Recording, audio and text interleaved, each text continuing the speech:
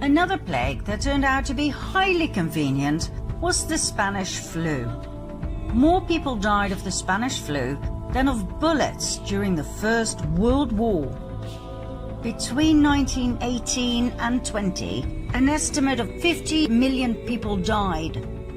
1/3 of the entire world population was infected.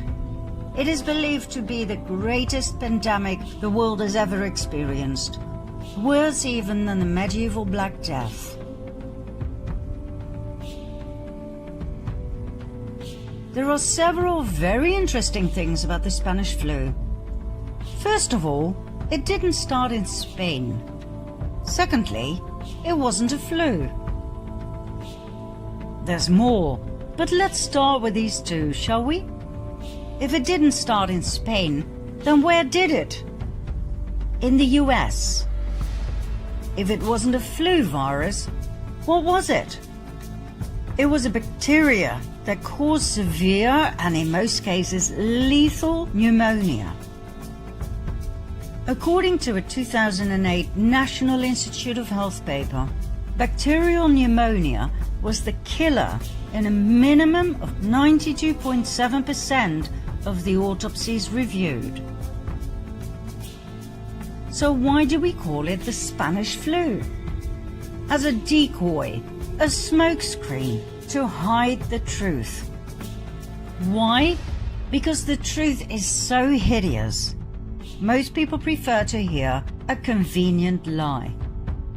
The first cases of bacterial pneumonia in 1918 trace back to a military base in Fort Riley, Kansas.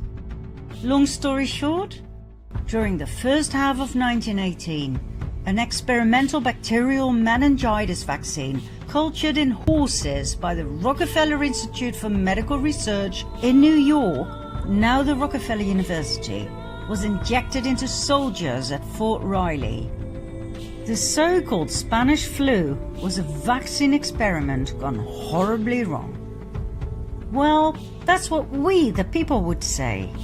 The cabal would refer to it differently. They would call it an experiment with the best outcome ever. Millions of American soldiers were vaccinated with this experimental serum. 2 million of them went overseas. They fought under poor sanitary conditions, so the bacteria spread like wildfire wherever they went. The story was then spread that these soldiers would come home with all sorts of European diseases, so the American population was vaccinated as well. On top of everything else, the vaccines were distributed all over Europe. Only the vaccinated died. Healthy men and women in the prime of their lives died, not the elderly, as would have been the case if it were a flu virus.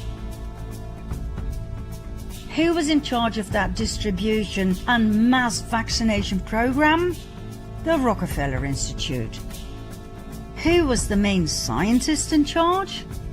Dr. Frederick Gates. According to Gates, they injected random dosages of an experimental bacterial meningitis vaccine into soldiers. Those who survived became cloud adults, meaning they spread the bacteria to others, even the non-vaccinated. In modern COVID days, we would call it shedding.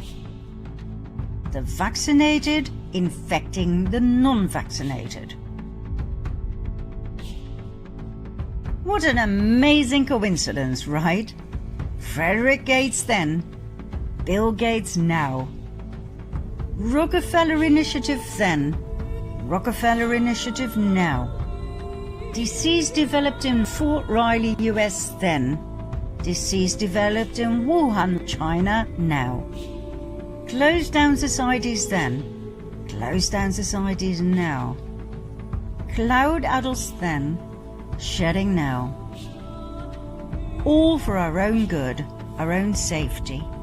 Back then. And now.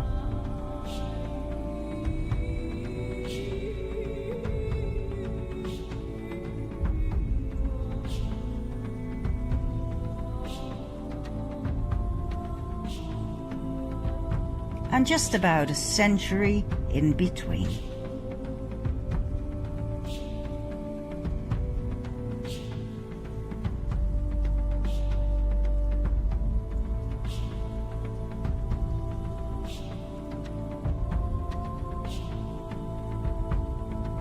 So, back to depopulation through plagues and diseases.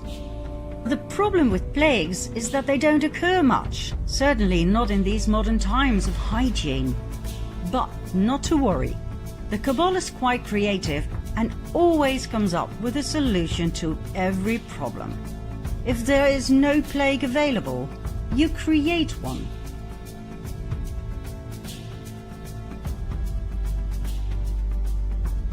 An epidemic, either naturally caused or intentionally caused, is the most likely thing to cause, say, 10 million excess deaths, either naturally caused or intentionally caused.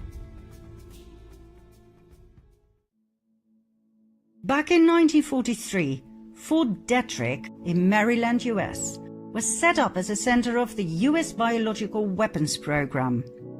Everything that happened there was top secret. Fort Detrick was a tool of the CIA. It was a dark pit of the most inhumane experiments in the area of mind control and killer viruses.